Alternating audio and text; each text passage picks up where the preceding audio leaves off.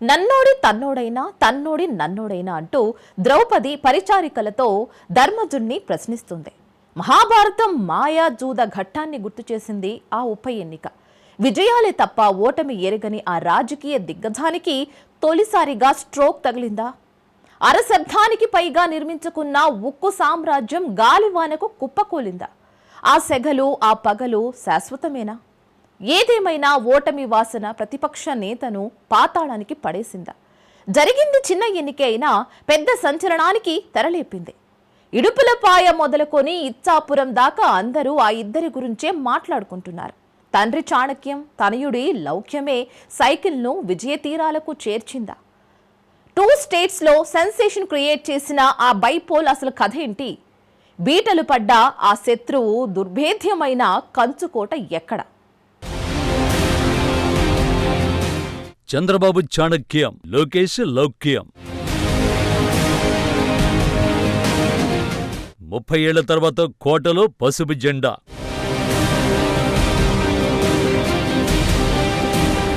కూటమి ప్రభుత్వం అధికారంలోకి వచ్చిన తర్వాత తొలిసారిగా ప్రతిపక్ష నేత జగన్ సొంతగడ్డపై బైపోల్ రావడం ఎవరికి అదృష్టమో ఎవరికి దురదృష్టమో తెలీదు, కానీ కాలం చెప్పే సమాధానం మాత్రం అద్భుతమైంది, అనివార్యమైంది. పులివెందుల ఒంటిమిట్ట జెడ్పీటీసీ ఉప ఎన్నికలు రాష్ట్ర రాజకీయాలను బలంగా కుదిపేశాయి అనుకోవచ్చు.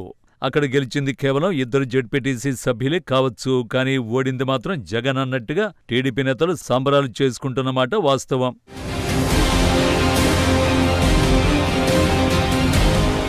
పులివెందుల బైపోల్ను చరిత్ర మర్చిపోదు. ఎందుకంటే అక్కడ జరిగిన ఆ ఎన్నికకు అదే సజీవ సాక్ష్యం. హిస్టరీలోనే మర్చిపోలేని అనేక ఘట్టాలు కనిపించాయి. టీడీపీ తొలి నుంచి ఓ సానుభూతి రాజకీయానికి కట్టుబడి ఉన్న మాట అయితే వాస్తవం. కానీ పులివెందుల విషయంలో ఆ పార్టీ ఎందుకనో ఆ కట్టుబడిని బ్రేక్ చేసుకుంది. గతంలో ఇక్కడి నుంచి వైసీపీ నుంచి తుమ్మల మహేశ్వరరెడ్డి ఏకగ్రీవమయ్యారు. ప్రమాదవశాత్తు ఆయన మృతి చెందడంతో ఇక్కడ ఎన్నిక అనివార్యమైంది. అన్ని రకాలుగా ఆలోచించుకుని చివరి నిమిషంలో అక్కడి నుంచి టీడీపీ అభ్యర్థిని రంగంలోకి దించారు. గడిచిన అసెంబ్లీ ఎన్నికల్లో జగన్ను ఢీకొట్టిన బీటికి రవి సతీమణి మారెడ్డి లతారెడ్డిని కూటమి అభ్యర్థిగా సెలెక్ట్ చేసుకుని బలంగా ప్రచారం చేసుకున్నారు. ఎన్నికల తేదీ నాటికి 4-5 రౌండ్లు ప్రతి గ్రామంలో ప్రచారం చేసుకున్నారు కూటమి నేతలు.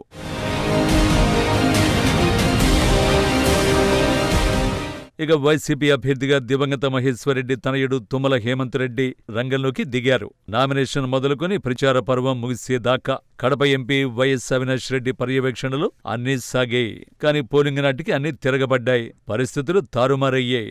వైసీపీకి ముందుగానే ఓటమి భయం కళ్ళెదుటే కనిపించింది. ఇక్కడ కారణాలు అవి ఇవి అని చెప్పలేం, కానీ ఒక్క మాటైతే తప్పక ప్రస్తావించుకోక తప్పదు. కర్ణుడి చావుకు 1,00,000 కారణాలన్నట్టుగా అక్కడ వైసీపీ అభ్యర్థి ఓటమి పాలయ్యారు. అది ఎలాంటి ఓటమి అంటే అధినేత మొదలుకొని అసలు సిసలైన చిన్న కార్యకర్త సైతం జీర్ణించుకోలేని పరాజయం. రీపోలింగులు జరగచ్చు, ఆ ఎన్నికతో పాటు కౌంటింగ్ను బహిష్కరించొచ్చు, కానీ వైసీపీ కంచుకోటలో అదే పార్టీ అభ్యర్థికి డిపాజిట్ గల్లంతు కావడం ఆ పార్టీకి ఇప్పటికే కాదు ఎప్పటికీ మింగుడుపడని అంశంగా మిగిలిపోనుంది.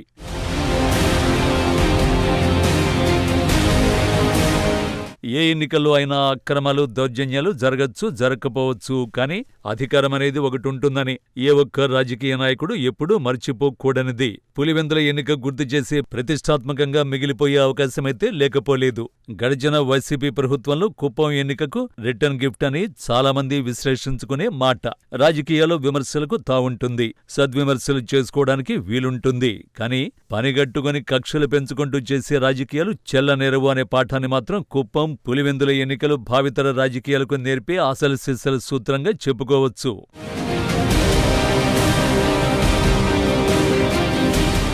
ఎన్నికల్లో గెలుపోటములు అశాశ్వతమే అయినప్పటికీ వాటికి కాల పరిస్థితుల్ని అంటగట్టి స్వార్థానికి అంటకాగాలనుకోవడం అభిలషణీయం కానే కాదు.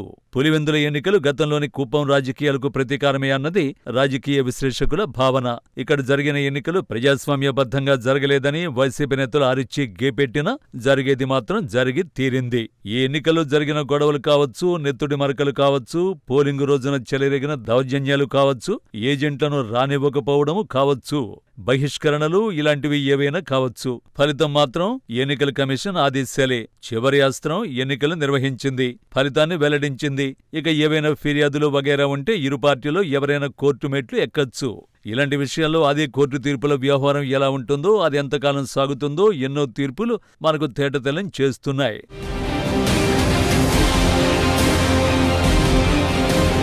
ఇక అసలు శిశ్రైన అంశానికి వస్తే పులివెందులలో జరిగిన ఉప ఎన్నిక వైసీపీ అభ్యర్థి తుమ్మల హేమంత్ రెడ్డి, టీడీపీ అభ్యర్థి మారెడ్డి లతారెడ్డి మధ్య జరిగింది కాదనేది ముందు నుంచి సాగుతున్న వ్యవహారం. ఇక్కడ రాష్ట్ర ముఖ్యమంత్రి చంద్రబాబు, మాజీ ముఖ్యమంత్రి జగన్ రెడ్డికి మధ్య జరిగిన యుద్ధం లాంటిదని అందరూ అభిప్రాయపడ్డారు. అదే సందర్భంలో సాగిన ఎన్నికల తీరు ఇద్దరు నేతల మధ్య హోరాహోరీ దంగలుగా మారిపోయిన మాట వాస్తవమంటూ అనేక మంది విశ్లేషించుకున్నారు. పోలింగ్ రోజు సాగిన అరెస్టుల పర్వం తీవ్ర ఉద్రిక్తతను రేకెత్తించిన కౌంటింగ్ నాటికి వైసీపీ పూర్తిగా బాయ్కాట్ చేయడంతో రిజల్ట్ పరిస్థితులు ప్రశాంతమయ్యాయి. పులివెందుల ఒంటిమిట్ట స్థానాలు అధికార టీడీపీ వశమయ్యాయి.